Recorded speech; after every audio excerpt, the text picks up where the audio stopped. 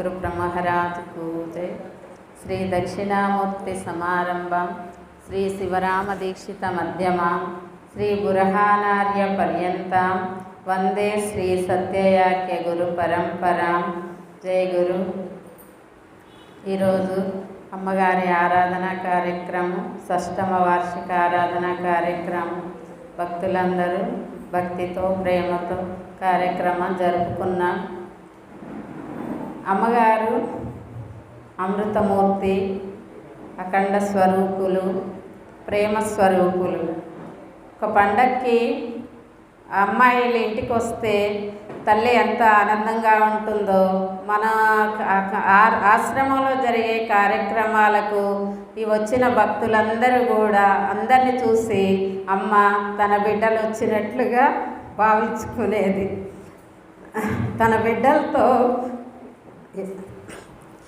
ఎంతో ప్రేమగా చూసుకునేది.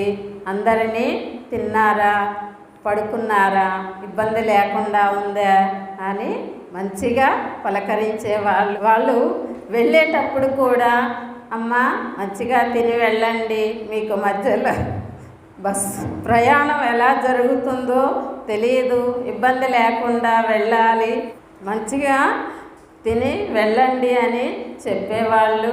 ఒకవేళ అమ్మగారు చెప్పినా కూడా ఏం కాదులే అని వెళ్ళిన వాళ్ళు, ఇబ్బంది పడిన వాళ్ళు కూడా ఉన్నారు.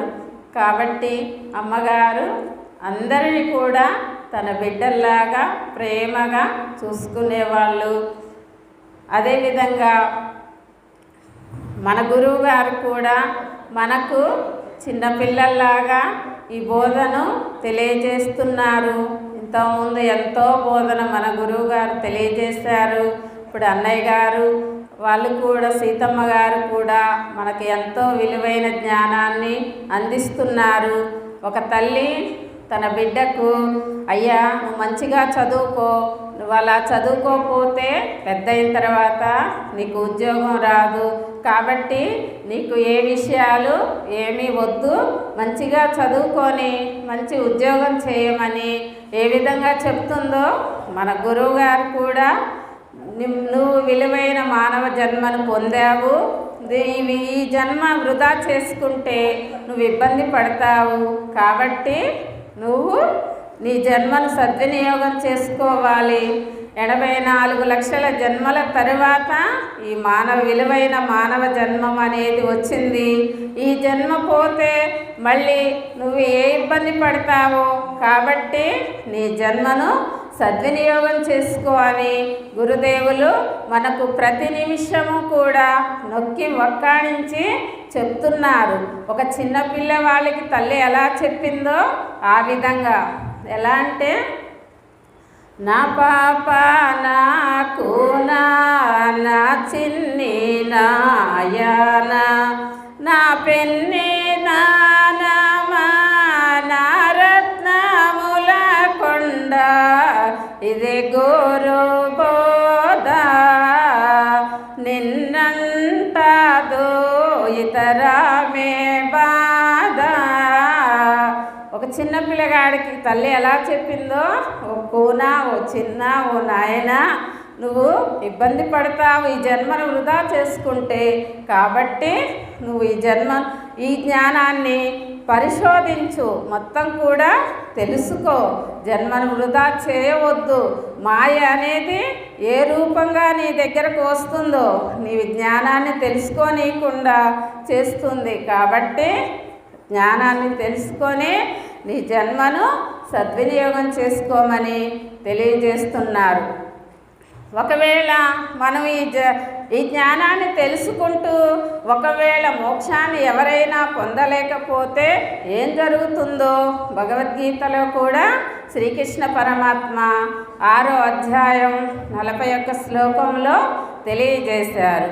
ప్రాప్య పుణ్య కృతాన్లోక ఉషిత్వా శాశ్వతి సమాహ శుచీనాం శ్రీమతాంగేహే యోగ భ్రష్టో విజాయతే. ఒకవేళ నువ్వు ఈ జ్ఞానాన్ని తెలుసుకునే క్రమంలో పూర్తి కాకపోయినా కూడా ఇబ్బంది లేదు. మళ్ళీ జన్మంటూ ఒకవేళ ఉంటే శుచివంతులైన, పుణ్యాత్ములైన, జ్ఞానవంతులైన, సదాచారవంతులైన వారి కుటుంబంలో మళ్ళీ నువ్వు జన్మ తీసుకొని నీ జ్ఞానాన్ని విచారణ ఎక్కడి నుంచి ఆపు చేశావో మళ్ళీ అక్కడి నుంచి కొనసాగించి మళ్ళీ మోక్షాన్ని పొందుతావు అని మనకు ఎన్నో రకాలుగా పరమాత్మ తెలియజేస్తున్నారు. కాబట్టి మనం ఈ విలువైన జ్ఞానాన్ని తెలుసుకోవడానికి ప్రయత్నం చేయాలి. మనం ఏది చేస్తే అదే పొందుతాం. మనం చేసుకున్నదే మనం పొందుతాం. ఒక రాజుగారు ఉన్నారంట. రాజుగారి దగ్గర 3 మంత్రులు ఉన్నారు. ఆ రాజుగారు ఆ మంత్రులకి ఒక పని అప్పగించారు. ఏమిటి అంటే 3 సంచులు ఇచ్చారు వాళ్ళకి. వాళ్ళ ముగ్గురిని కూడా ఈ సంచుల నిండా కూడా ఫలాలు, పండ్లు నింపుకొని రండి అని చెప్పారు. అప్పుడు వాళ్ళు ఆ పండ్లు నింపుకోవడానికి వెళ్ళారు. వాళ్ళల్లో ఒక మంత్రి మంచి పండ్లు, కొంచెం కష్టమైనా సరే రకరకాల పండ్లు, మంచి మంచి పండ్లు ఆ సంచి నిండా నింపుకొని తెచ్చాడు. రెండవ మంత్రి పండ్లు నింపుకుంటూ ఆ పండ్లతో పాటు ఆ పండ్లు ఎలా ఉన్నాయో కూడా చూడకుండా ఏ పండు వస్తే ఆ పండు సమయం వృధా చేయడం ఎందుకు, ఏం కాదులే అని ఏ పండు దొరికితే ఆ పండుని సంచిలో వేసుకొని నింపుకొని తెచ్చాడు. మూడవ మంత్రి ఏం చేశాడు? కొన్ని పండ్లు వేశాడు. కొన్ని పండ్లతో పాటు రాజుగారికి నేనేం తీసుకెళ్ళానో చూసే తీరిక ఉంటుందా? ఏ తీసుకపోయినా ఏం కాదులే, రాజుగారికి ఉన్న బిజీలో నన్ను గమనించే అంత తీరిక ఉండదు. కాబట్టి ఏదైనా ఏం కాదు, ఎందుకు టైం వేస్ట్ చేయడం అని కొన్ని పండ్లు కొన్ని ఆకులు కలిపి మొత్తం తీసుకొని వెళ్ళాడు. వాళ్ళు ముగ్గురు రాజుగారి దగ్గరికి వెళ్ళారు. వెళ్ళి మేము మీరు చెప్పిన పనిని పూర్తి చేసుకొని వచ్చాము అని చెప్పారు. అప్పుడు రాజుగారు ఏమన్నాడు అంటే, మీరు కొన్ని విషయాల్లో కొన్ని తప్పులు చేశారు కాబట్టి నేను మిమ్మల్ని 3 నెలలు జైల్లో వేయాలనుకుంటున్నాను. కాబట్టి మీరు ఈ సంచుల్లో ఏం తీసుకొచ్చారో ఎవరి సంచి వాళ్ళు ఆ జైల్లోకి తీసుకెళ్ళి ఈ 3 నెలలు తినాలి అని చెప్పారు. అప్పుడు మంచి పండ్లు ఏరుకొచ్చిన ఆయన హాయిగా సంతోషంగా జైల్లో ఉండి ఆ పండ్లు తినుకుంటూ 3 నెలలు మంచిగా గడిపాడు. అతను ఆరోగ్యంగా ఉన్నాడు. రెండవ ఆయన మంచి పండ్లు ఉన్నంత వరకు మంచిగా తిన్నాడు. ఆ తర్వాత పండ్లు సరిగ్గా లేకుండా ఏయో ఒకటి తిని ఆరోగ్యం చెడగొట్టుకున్నాడు. మూడవ ఆయన అసలు సరైన పండ్లే లేవు, అన్ని ఆకులే, తన ఆరోగ్యం పూర్తిగా చెడిపోయింది. కాబట్టి వాళ్ళు ఆయన రాజుగారు అప్పచెప్పిన పని సక్రమంగా నెరవేర్చకపోవడం వల్ల వాళ్ళు అలాంటి పరిస్థితిని ఎదుర్కోవలసి వచ్చింది. పరమాత్మ కూడా మన ఈ లోకంలోకి పంపించారు. మనం మంచి పనులు చేస్తూ మన జన్మను సద్వినియోగం చేసుకున్నట్లయితే మనం మంచి స్థితిని పొందుతాము. కాబట్టి మనందరం కూడా మంచి జ్ఞాన విచారణ చేసి మన జన్మల్ని సద్వినియోగం చేసుకోవాలని కోరుకుంటూ సెలవు తీసుకుంటున్నాను. జై గురు, జయ అచల సద్గురు బ్రహ్మరాజుకు జై. దయతల సద్గురు బ్రహ్మరాజుకు జై. మరి కళావతి చెప్పింది విన్నారు కదా. అమ్మగారు, నాయనగారు, సీతమ్మ గారు అంటే ప్రేమకు ప్రతిరూపం. మనకి వేదాంతంలో కూడా ప్రేమతత్వం ఆధ్యాత్మికంలో ప్రధానం అని చెప్తారు. రాత్రి కూడా చెప్పుకున్నాం. ప్రేమ కంటెను ఆత్మ వేరే లేదనేని.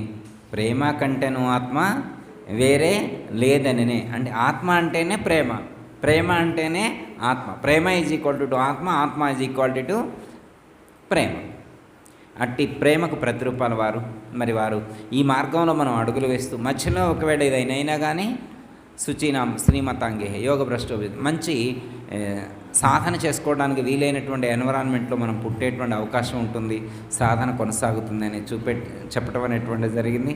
ఎగ్జాంపుల్ కూడా ఒకటి చెప్పింది, మనం ఏది వెనకేసుకుంటే అదే ఫలితం, లోపల వేసుకునేది. ఆశ్రమానికి వచ్చి నువ్వు ఏమి లోపల వేసుకొని పోయి నువ్వు ఇంటికి, ఇప్పుడు ఆశ్రమానికి వచ్చి నువ్వు అంటే నోట్లో నుంచి లోపలికి వేస్తాం, కానీ ఇక్కడ నోట్లో వేసేది తక్కువ చేయాలంట, చెవులో వేసేది చూడాలంట. అర్థమైందా? ఏమి వేయాలా? చెవులో వేయాలా. మరి వచ్చిన తర్వాత ఆ మూలలో కూర్చొని ఈ మూలలో కూర్చొని కింద కూర్చొని అన్నం తినేప్పుడు టిఫిన్ చేసేప్పుడు మరి ఎంతమందిని కలిసి నువ్వు వాళ్ళ దగ్గర ఏమేమి చెవులలో వేసుకున్నావు అది ఉంటుంది కదా. అదే ఇప్పుడు చెప్పింది ముగ్గురు. అర్థమైందమ్మా? మనం మరి వాళ్ళ లోపల సంచిలో మరి ఏమేమి వేసుకున్నారో మీరు నాకైతే తెలీదు. ఈ ఇంటికి వెళ్ళిన తర్వాత తిప్పుకొని మళ్ళీ నెల దాకా అదే తినొచ్చు, సాధన చేయొచ్చు. ఓకే, అందరికీ జై గురు. మరిన్ని ఆధ్యాత్మిక రహస్యాల కోసం అచల బోధ, ఆత్మబోధ, భగవద్గీత, అలాగే పండుగల్లో దాగిన అర్థాలు, అంతరార్థాల కోసం మరియు యోగము, ధ్యానము మొదలైన అనేక ఆధ్యాత్మిక తెలుగు ప్రవచనాల కోసం క్రింద ఉన్నటువంటి రెడ్ కలర్ సబ్స్క్రైబ్ బటన్ను క్లిక్ చేయండి. అలాగే ప్రక్కనే ఉన్నటువంటి గంట సింబల్ను నొక్కండి. అలాగే ఈ వీడియో మీకు నచ్చినట్లయితే లైక్ చేయండి మరియు షేర్ చేయండి. జై గురు.